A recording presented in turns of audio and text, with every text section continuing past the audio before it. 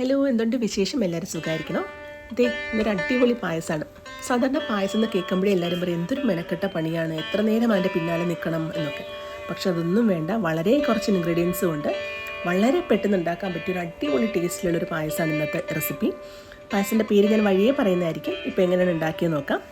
ഇതിന് വേണ്ടിയിട്ടൊരു ചൂട് കട്ടിയുള്ളൊരു പാത്രം അടുപ്പത്തേക്ക് വെച്ച് കൊടുത്തു. പാത്രം നന്നായി ചൂടായതിന് ശേഷം ഇതിലേക്ക് 2 ടേബിൾ സ്പൂൺ നെയ്യ് ഒഴിച്ചു കൊടുത്തു.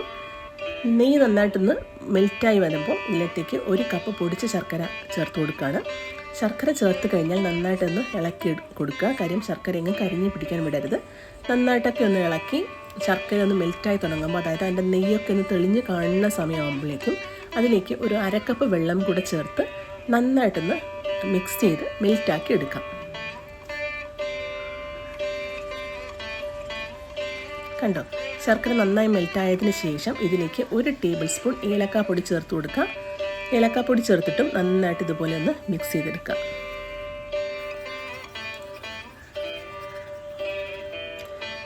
ഇപ്പം കറക്റ്റ് ഭാഗമായിട്ടുണ്ട്. ഇനി ഇതിലേക്ക് നമ്മൾ ഇന്നത്തെ പായസത്തിൻ്റെ ഒരേ ഒരു ഇൻഗ്രീഡിയൻറ്റ് അതാണ് ചേർത്ത് കൊടുത്തത്. മനസ്സിലായി എന്താണെന്ന്? ഇത് ചക്ക വരട്ടിയതാണ്. നേരത്തെ ചക്ക വരട്ടി വെച്ചിരുന്നതാണിത്. ചക്ക വരട്ടി ഇതിനകത്തേക്ക് ചേർത്ത് കൊടുത്ത് ഇതിനെ ഒന്ന് ബ്ലെൻഡ് ചെയ്തെടുക്കുക. ശർക്കരയിലേക്ക് നന്നായിട്ടൊന്ന് ബ്ലെൻഡ് ചെയ്തെടുക്കാം. അതിങ്ങനെ കുത്തി ഉടച്ച് നന്നായിട്ടൊന്ന് ബ്ലെൻഡ് ചെയ്തെടുത്താൽ മതി.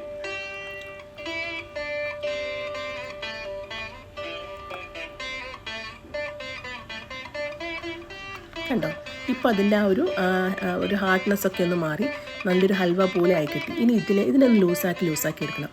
അതിന് വേണ്ടിയിട്ട് നമ്മൾ ആദ്യമായിട്ട് ഇതിനകത്തേക്ക് 1 കപ്പ് പാല് ചേർത്ത് കൊടുക്കുകയാണ്. പാല് തേങ്ങാപ്പാലല്ല, നമ്മൾ ചായക്ക് ഉപയോഗിക്കുന്ന പാല് തന്നെയാണ് ഉപയോഗിച്ചേക്കുന്നത്. പാല് ചേർത്ത് കൊടുത്ത് നന്നായിട്ട് വീണ്ടും മിക്സ് ചെയ്തെടുക്കുക. നന്നായിട്ട് പാല് ഇപ്പം സ്റ്റൗവിൻ്റെ ഫ്ലെയിം ഒന്ന് മീഡിയത്തിലേക്ക് മാറ്റണം കേട്ടോ. എന്നിട്ട് നന്നായിട്ടൊന്ന് മിക്സ് ചെയ്തെടുക്കും. അപ്പോൾ അതേ കണ്ടോ, അതിൻ്റെ ടെക്സ്ചർ മാറി വരുന്നുണ്ട്.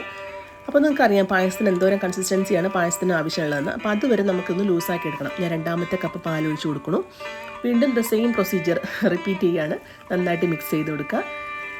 ചെറിയ ഫ്ലെയിം, ഞാൻ പറഞ്ഞ പോലെ മീഡിയം ഫ്ലെയിമിൽ തന്നെ ആയിരിക്കണം ത്രൂ ഔട്ട് വെക്കാനുള്ളത്. ഇത് നന്നായിട്ടൊന്ന് മിക്സ് ചെയ്തെടുക്കുക. 2ാമത്തെ പാൽ ചേർത്തതിന് ശേഷവും 2ാമത്തെ കപ്പ് പാൽ ചേർത്തതിന് ശേഷം ഏകദേശം ആയിട്ടുണ്ട്. ഇനിയിപ്പം നമുക്ക് കുറച്ചുകൂടെ ഒന്ന് ലൂസായി കിട്ടിയാൽ മതി. ഞാൻ അതിന് വേണ്ടിയിട്ട് 1/2 കപ്പ് പാലും കൂടെ പിന്നെ ഒന്നുകൂടെ ചേർത്ത് കൊടുക്കുകയാണ്. അപ്പോൾ എൻ്റെ പായസം കറക്റ്റ് കൺസിസ്റ്റൻസിയിൽ കിട്ടിക്കഴിഞ്ഞു. 2.5 കപ്പ് പാലാണ് ഞാനിവിടെ ചേർത്ത് കൊടുത്തത്.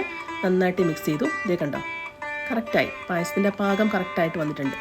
ഇനി ഇതിലേക്ക് 1 ടേബിൾ സ്പൂൺ ഏലക്കാപ്പൊടി കൂടെ ചേർത്ത് ഇതൊന്ന് മാറ്റി വയ്ക്കാം. നമ്മുടെ പായസത്തിൻ്റെ മെയിൻ പരിപാടികൾ മുഴുവൻ കഴിഞ്ഞു. കണ്ടോ, എന്ത് പെട്ടെന്നാണ് ചെയ്തത്. അപ്പോൾ അതും കൂടെ ഒരു ടേബിൾ സ്പൂൺ ഏലക്കാപ്പൊടി കൂടെ ചേർത്ത് നന്നായിട്ട് മിക്സ് ചെയ്ത് ഞാൻ മാറ്റി വെച്ചു. ഇനി ഇതിനകത്തേക്ക് നെയ്യിൽ വറുത്ത ഐറ്റംസ് മാത്രം ചേർത്ത് കൊടുത്താൽ മതി. അതിന് വേണ്ടിയിട്ട് ഞാനൊരു ചട്ടി അടുപ്പത്തേക്ക് വെച്ച് കൊടുത്തു. 1 ടേബിൾ സ്പൂൺ നെയ്യ് ഒഴിച്ച് കൊടുത്തു. നെയ്യ് ഒന്ന് മെൽറ്റായതിന് ശേഷം തേങ്ങാക്കൊത്ത്, അതായത് ഞാൻ വളരെ നൈസായിട്ട് കട്ട് ചെയ്ത് വെച്ചേക്കണ തേങ്ങാക്കൊത്ത് ഒരു പിടി ചേർത്ത് കൊടുത്തിട്ടുണ്ട്. ഇത് നന്നായിട്ടൊന്ന് മൂപ്പിച്ചെടുക്കുക. അതായത് തേങ്ങാക്കൊത്ത് ഇട്ട് നന്നായിട്ടൊരു കളറൊന്ന് മാറി വരുമ്പോൾ, തേങ്ങാക്കൊത്ത് മാത്രമല്ല നമ്മൾ ഇതിനകത്ത് നെയ്യിൽ ഇടുന്നത്, നമ്മൾ കാഷ്യൂ ഇടുന്നുണ്ട്, ഡ്രൈ ഗ്രേപ്സ് ഇടുന്നുണ്ട്. അപ്പം തേങ്ങാക്കൊത്ത് ഒരു ബ്രൗൺ കളർ, ഒരു ഗോൾഡൻ ബ്രൗൺ കളർ സ്റ്റാർട്ട് ചെയ്യണ ഭാഗം ഏകദേശം ഈ ഒരു പരുവമാകുമ്പോൾ ഇതിനകത്തേക്ക് നമ്മൾ നട്ട്സ് ചേർത്ത് കൊടുക്കുക. കണ്ടോ, ഈ നട്ട്സും ഈ തേങ്ങാക്കൊത്തും കൂടെ ഒന്നുകൂടെ ഒന്ന് മൂത്ത്, അപ്പോൾ അതിൻ്റെ കളർ ഒരു ബ്രൗൺ കളറിലേക്ക്, ഗോൾഡൻ കളറിലേക്ക് മാറി വരും. ആ സമയം ഇതിനകത്തേക്ക് നമ്മൾ ഡ്രൈ ഗ്രേപ്സ് കൂടെ ചേർത്ത് കൊടുക്കാം.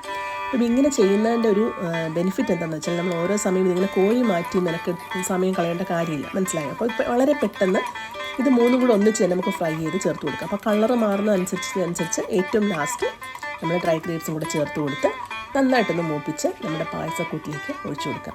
അപ്പോൾ നമ്മുടെ പായസം റെഡിയായി. വളരെ പെട്ടെന്നല്ലേ, ഒരൊറ്റ ഇൻഗ്രീഡിയൻറ്റ് മാത്രം മതി.